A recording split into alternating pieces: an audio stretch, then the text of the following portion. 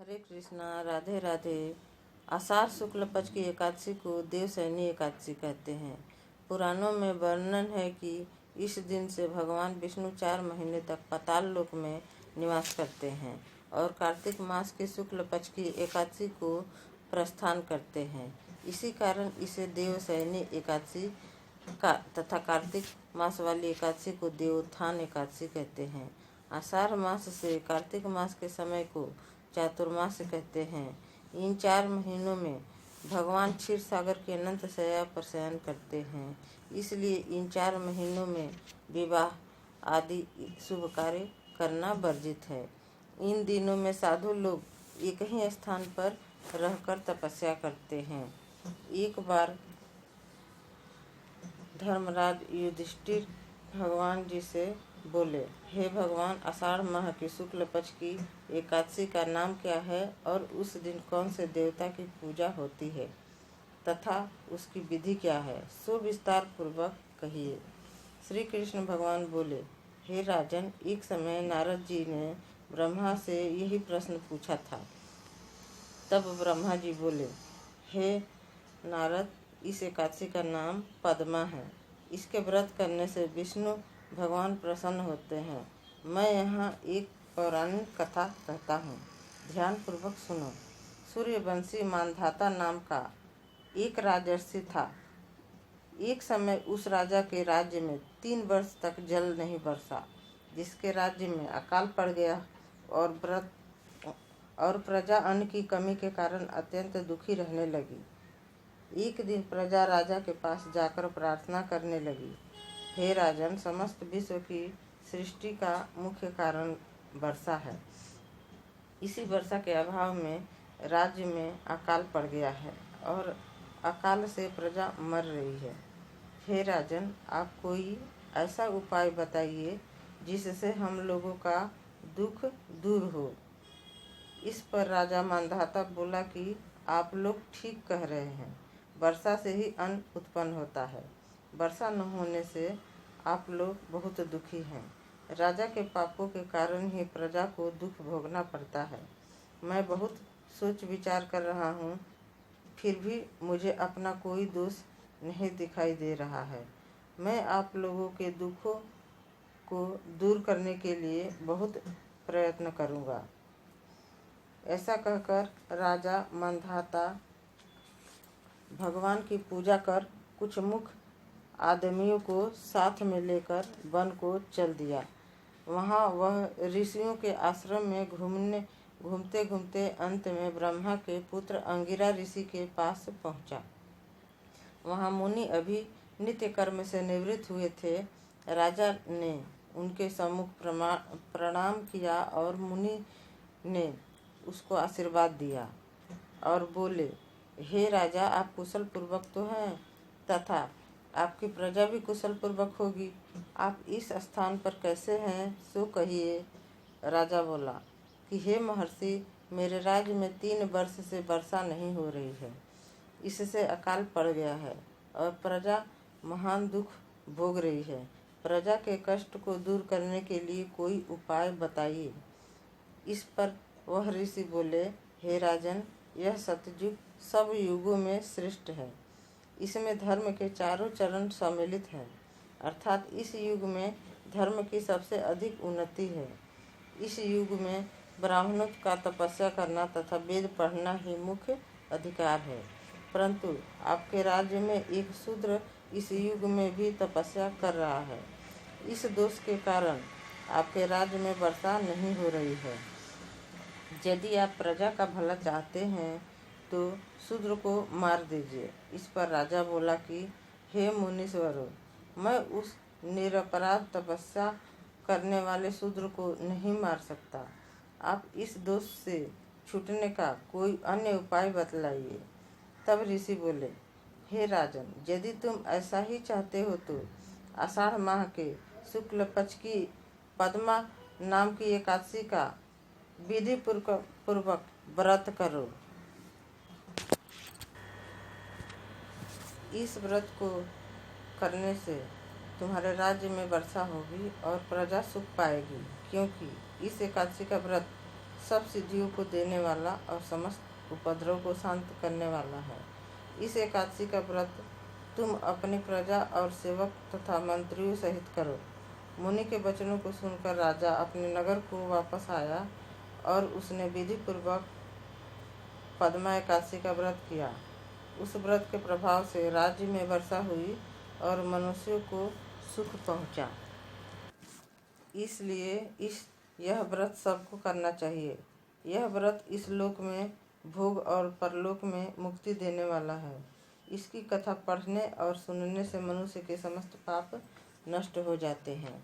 इस एकादशी को देवशयनी एकादशी भी कहते हैं और इस व्रत को करने से विष्णु भगवान प्रसन्न होते हैं। अतः मोक्ष की प्राप्ति के लिए भी मनुष्यों को यह व्रत करना चाहिए। चातुर्मास व्रत भी इस एकादशी के व्रत से शुरू किया जाता है।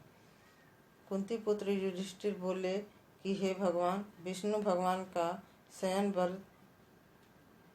व्रत किस प्रकार किया जाता है, सब कृपा पूर्वक कहिए। श्री कृष्ण बोले, हे राजन, अब मैं आपको विष्णु के शयन का व्रत कहता हूँ और साथ ही साथ चातुर्मास व्रत को भी कहता हूँ। अब आप ध्यान पूर्वक सुनिए। जब सूर्य नारायण कर्क राशि में स्थित हो तब विष्णु भगवान को शयन कराना चाहिए और सूर्य नारायण के तुला राशि के आने पर भगवान को उठाना चाहिए। लौद अधिक मास के आने पर भी यह विधि वैसे ही रहती है। इस विधि से अन्य देवताओं को शयन नहीं कराना चाहिए और न उठाना चाहिए। आषाढ़ माह के शुक्ल पक्ष की एकादशी को विधि पूर्वक करना चाहिए तथा उस दिन महाविष्णु भगवान की प्रतिमा बनानी चाहिए और चातुर्मास व्रत का नियम करना चाहिए। सबसे प्रथम उस प्रतिमा को स्नान करावें, फिर सफ़ेद वस्त्रों को धारण कराकर तकियादार शैया पर शयन करावें और धूप दीप नैवेद्य इत्यादि से पूजा करना चाहिए। भगवान का पूजन शास्त्र ज्ञाता ब्राह्मणों के द्वारा कराना चाहिए। तत्पश्चात भगवान विष्णु की स्तुति करनी चाहिए। हे भगवान, मैंने आपको शयन कराया है।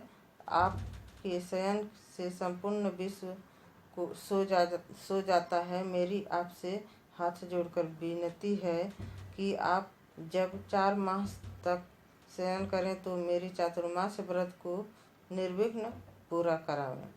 इस तरह विष्णु भगवान की स्तुति करके शुद्ध भाव से मनुष्य को दातुन आदि के नियमों को ग्रहण कराना चाहिए। विष्णु भगवान के व्रत को शुरू करने के 5 काल वर्णन किए हैं। देवशयनी एकादशी से लेकर देवोत्थानी एकादशी तक चातुर्मास व्रत को शुरू करना चाहिए।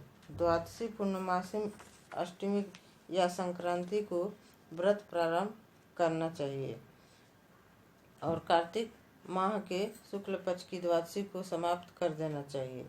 इसके व्रत से समस्त पाप नष्ट हो जाते हैं। जो मनुष्य इस व्रत को प्रतिवर्ष करते हैं वह सूर्य के समान देदीप्यमान विमान पर बैठकर विष्णु लोक को जाते हैं। हे राजन, अब आप इसका पृथक पृथक फल सुनो। जो मनुष्य देव मंदिरों में रंगीन बेल बूटे बनाता है उसे 7 जन्म तक ब्राह्मण की योनि मिलती है। जो मनुष्य चातुर्मास के दिनों में विष्णु भगवान को दही, दूध, घी, शहद और मिश्री के दान के द्वारा स्नान कराता है वह वैभवशाली होकर सुख भोगता है। जो मनुष्य श्रद्धापूर्वक भूमि, स्वर्ण, दक्षिणा आदि ब्राह्मणों को देता है वह स्वर्ग में जाकर इंद्र के समान सुख भोगता है। जो विष्णु भगवान की स्वर्ण प्रतिमा बनाकर धूप दीप नैवेद्य आदि से भगवान की पूजा करता है वह इंद्रलोक में जाकर अच्छा सुख भोगता है। जो मनुष्य चातुर्मास के अंदर नित्य प्रति तुलसी देवी भगवान को अर्पण करता है या स्वर्ण की तुलसी अर्पित करता है वह स्वर्ण के विमान पर बैठकर विष्णु लोक को जाता है।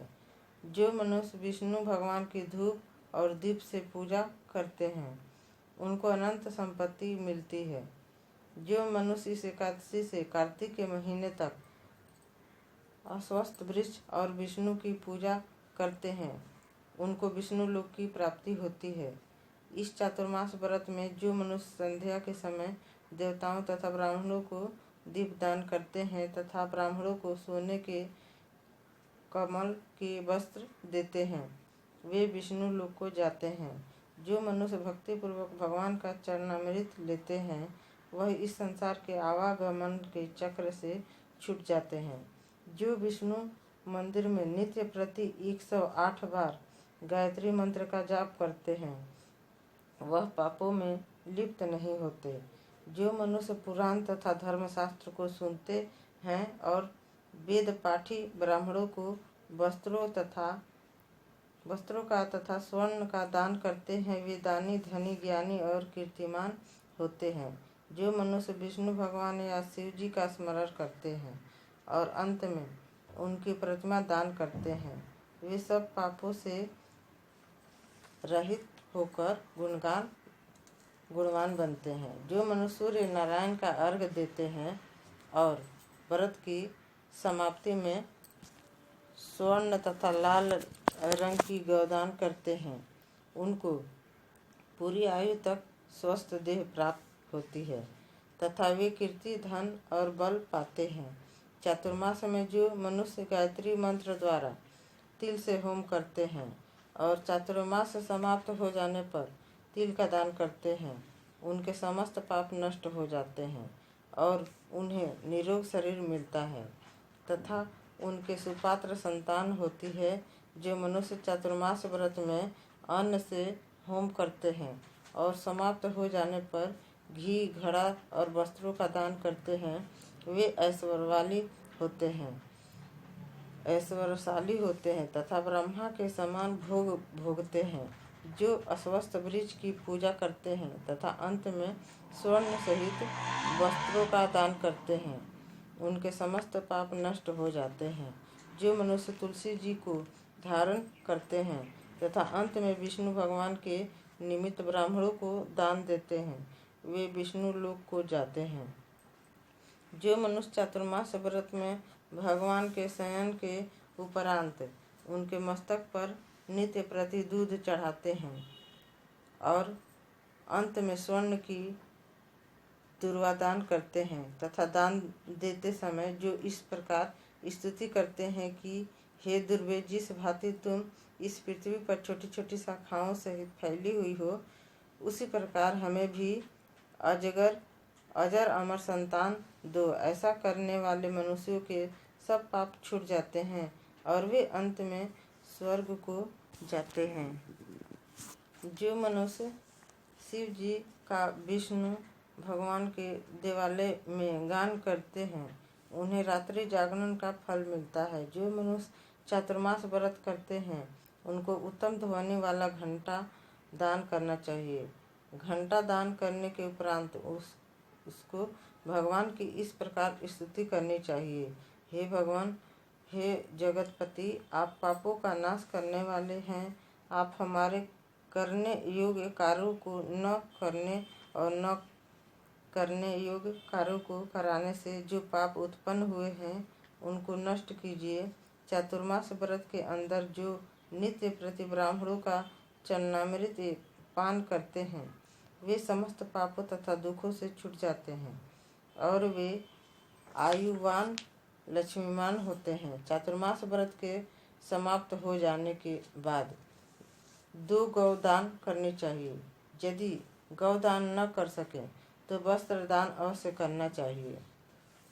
जो ब्राह्मण को नित्य प्रति नमस्कार करते हैं उसका जीवन सफल हो जाता है और वे समस्त पापों से छूट जाते हैं। चातुर्मास व्रत की समाप्ति में जो ब्राह्मणों को भोजन कराता है उसकी आयु तथा धन की वृद्धि होती है।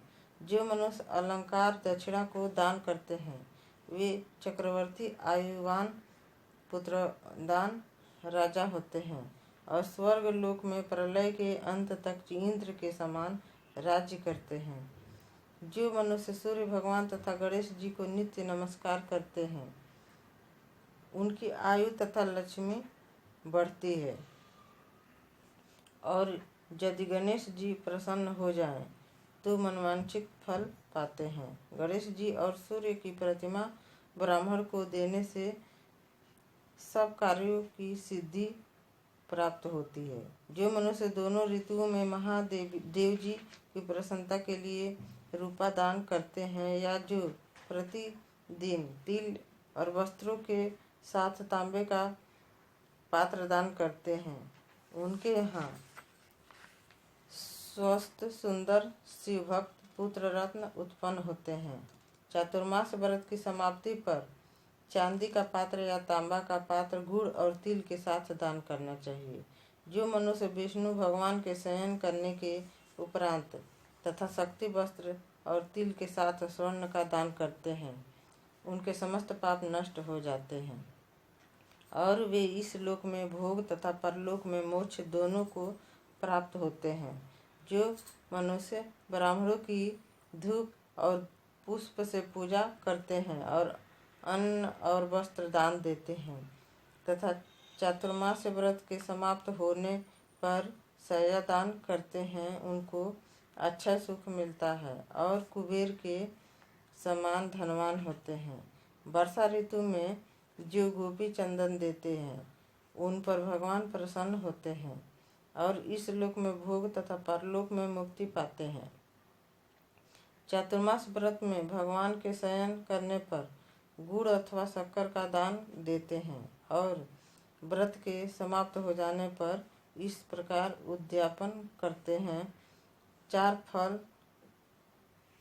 पल या 8 पल वाले तांबे के 8 पात्र या 48 पल का एक तांबे का पात्र लेकर उसमें शक्कर भरकर तथा वस्त्र फल दक्षिणा सहित ब्राह्मण को देना चाहिए। शक्कर सहित तांबे का पात्र सूर्य को प्रिय है, इससे मनुष्य के समस्त रोग नष्ट हो जाते हैं। इस दान के प्रभाव से बलवान एवं कीर्तिमान संतान उत्पन्न होती है, जो मनवांछित फल देने वाली होती है। हे कुंती पुत्र, इस चातुर्मास व्रत को करने वाला मनुष्य गंधर्व विद्या में निपुण और स्त्रियों को प्रिय होता है। जो मनुष्य चातुर्मास व्रत में ब्राह्मणों को शाक और फल इत्यादि देते हैं और अंत में यथाशक्ति दान करते हैं और दान में दक्षिणा और वस्त्र इत्यादि देते हैं, वे सुखी राजयोगी बनते हैं। शाक और फल से देवता प्रसन्न होते हैं। जो मनुष्य इस व्रत में प्रतिदिन सूंठ मिर्च पीपल का वस्त्र दक्षिणा के साथ दान देते हैं और व्रत के अंत में स्वर्ण की सूंठ मिर्च आदि दान देते हैं, वे 100 वर्ष तक जीते हैं और अंत में स्वर्ग को जाते हैं। जो मनुष्य बुद्धिमान ब्राह्मण को मोती दान करता है, वह कीर्ति को प्राप्त करता है। जो मनुष्य इस व्रत में तंबाकू का दान करते हैं, वे तंबाकू खाना छोड़ देते हैं और जो मनुष्य अंत में लाल वस्त्र ब्राह्मण को दान करते हैं, वे अगले जन्म में सौंदर्यशाली बनते हैं और निरोगी, बुद्धिमान, भाग्यवान तथा सुंदर वाणी वाले होते हैं। तंबाकू के दान से वे इस लोक में गंधर्व विद्या में निपुण होते हैं और परलोक में उन्हें स्वर्ग मिलता है। तंबाकू लक्ष्मी और मंगल प्रदान करती है। इसके दान से देवता प्रसन्न होते हैं और अनंत धन देते हैं। इस व्रत में जो स्त्री पुरुष लक्ष्मी या पार्वती को प्रसन्न करने के लिए हल्दी का दान करते हैं और अंत में चांदी के पात्र में हल्दी रखकर दान देते हैं, वे स्त्री अपने पति के साथ और पति अपनी स्त्री के साथ सुख भोगते हैं। इससे इन्हें सौभाग्य, अच्छे धन तथा सुपात्र संतान मिलती है और उनकी देवलोक में पूजा होती है। इस व्रत में जो मनुष्य शिव जी और पार्वती जी की प्रसन्नता के लिए ब्राह्मण स्त्री पुरुषों की पूजा करते हैं तथा दक्षिणा, वस्त्र, स्वर्ण आदि दान करते हैं और वस्त्र के शुरू में शिव जी की स्वर्ण की प्रतिमा दान देते हैं तथा गौ और बैल दान में ब्राह्मणों को मीठा भोजन कराते हैं, उन्हें संपत्ति और कीर्ति मिलती है और इस लोक में सुख भोग कर अंत में शिव लोक को जाते हैं। जो मनुष्य फल का दान करता है और व्रत के अंत में स्वर्ण दान करता है, उनके सब मनोरथ सिद्ध होता है। उनके सुपात्र संतान पैदा होती है। फल दान से इन्हें नंदन वन का सुख प्राप्त होता है। जो मनुष्य इस व्रत में पुष्प दान करते हैं, उन्हें इस लोक में सुख मिलता है और परलोक में गंधर्व पद मिलता है। इसमें वामन भगवान की प्रसन्नता के लिए ब्राह्मणों को दही युक्त भात खिलाना चाहिए। यदि यह नित्य न हो सके तो 8 अमावस्या, पूर्णमासी और प्रत्येक रविवार या शुक्रवार को खिलाना चाहिए। इस व्रत की समाप्ति में भूमि दान न हो सके तो वस्त्र और स्वर्ण से युक्त पादुका दान करनी चाहिए। ऐसा करने से इस लोक में धन, धान्य, पुत्र तथा विष्णु भक्ति मिलती है और अंत में विष्णु लोक को जाते हैं। जो मनुष्य दान में तथा आभूषण से युक्त बछड़ा सहित गौ का दान करते हैं, वे इस लोक में ज्ञानी और किसी के सेवक नहीं बनते और अंत में ब्रह्मलोक में जाकर पितरों के साथ अनंत सुख प्राप्त करते हैं। चातुर्मास व्रत में जो मनुष्य प्रजापत्य व्रत करते हैं और इसकी समाप्ति पर गौदान करते हैं और ब्राह्मणों को भोजन कराते हैं, वे समस्त पापों से छुटकर ब्रह्मलोक को जाते हैं। इस व्रत में जो एक दिन छोड़कर वस्त्र और बैल के साथ 8 हल दान करते हैं और शाक, मूल, फल का आहार करते हैं, वे विष्णु लोक को जाते हैं। जो मनुष्य पयोव्रत करते हैं और अंत में दूध वाली गौ देते हैं, वे विष्णु लोक को जाते हैं। जो मनुष्य दोनों ऋतुओं में केला पत्र और पलाश के पत्रों में भोजन करते हैं तथा कांसे के पात्र और वस्त्र दान करते हैं, वे इस लोक में सुख पाते हैं। इस व्रत में जो पलाश पत्र पर भोजन करते हैं तथा तेल नहीं खाते, उनके समस्त पाप नष्ट हो जाते हैं। चातुर्मास व्रत के प्रभाव से ब्राह्मण का घात करने वाला, सूरा पीने वाला, बालकों को मारने वाला, असत्य भाषण करने वाला, स्त्री को मारने वाला, किसी के व्रत को बिगाड़ने वाला, अगम्य गमन करने वाला, विधवा गमन करने वाला, इस सब के पाप नष्ट हो जाते हैं और अंत में वे निर्वाण पद को पाते हैं। चातुर्मास व्रत के अंत में 64 पल कांसे का पात्र तथा आभूषणों युक्त बछड़ा सहित गौ का दान करना चाहिए। जो मनुष्य भूमि को लीपकर भगवान का स्मरण करके भोजन करते हैं, उन्हें आरोग्यता तथा पुत्र की प्राप्ति होती है। वे धार्मिक तथा चक्रवर्ती राजा होते हैं। उन्हें किसी शत्रु का भय नहीं रहता और अंत में वह स्वर्ग को जाते हैं। जो मनुष्य बिना मांगे हुए आभूषणों से युक्त 67 चंदन सहित बैल दान करते हैं तथा उसे 67 युक्त भोजन कराते हैं, उन्हें विष्णु लोक प्राप्त होता है। जो मनुष्य भगवान के शयन करने पर नित्य प्रति रात्रि को जागरण करते हैं तथा अंत में ब्राह्मणों को भोजन कराते हैं, उन्हें शिवलोक की प्राप्ति होती है। चातुर्मास व्रत में जो मनुष्य नित्य प्रति एक समय खाकर ही रहता है तथा अंत में भूखे को भोजन कराते हैं, उन्हें स्वर्ग की प्राप्ति होती है। जो मनुष्य भक्ति पूर्वक भगवान की पूजा करता है और विष्णु लोक को जाता है, जो भगवान के शयन करने के बाद भूमि पर सो जाता है तथा अंत में शय्या दान करता है, उनकी शिवलोक में पूजा होती है। चातुर्मास व्रत में जो मनुष्य मैथुन नहीं करता, वह बलशाली, यशस्वी और लक्ष्मीवान होता है तथा अंत में स्वर्ग लोक को जाता है। जो मनुष्य इस व्रत में उत्तम चावल या जौ सपरिवार खाता है, वह स्वर्ग को जाता है। चातुर्मास व्रत में जो तेल नहीं लगाता तथा अंत में कांसे या मिट्टी के पात्र में तेल भरकर दान देता है, वह विष्णु लोक को जाता है। जो इस व्रत में शाक नहीं खाता और अंत में चांदी के पात्र को वस्त्र लपेटकर दान देता है, वह शिवलोक में जाकर ख्याति प्राप्त करता है। जो मनुष्य इस व्रत में गेहूं को त्याग कर भोजन करते हैं तथा सुवर्ण का गेहूं दान करते हैं, अश्वमेध यज्ञ के फल की प्राप्ति होती है। जो मनुष्य इस व्रत में अपनी इंद्रियों का दमन करता है, इसे अश्वमेध यज्ञ का फल मिलता है। जो मनुष्य श्रावण में शाक, भादो में दही, कुवार में दूध और कार्तिक में दाल को त्याग देते हैं, उन्हें निरोगी काया प्राप्त होती है। जो स्नान करके भगवान की पूजा करते हैं, वह स्वर्ग को जाते हैं। जो मनुष्य इस व्रत में मीठा, खट्टा, कड़वा पदार्थ त्याग देता है, वह समस्त दुर्गुणों से छूटकर स्वर्ग को जाता है। जो मनुष्य भगवान को स्मरण करते हैं, उन्हें स्वर्ग की प्राप्ति होती है।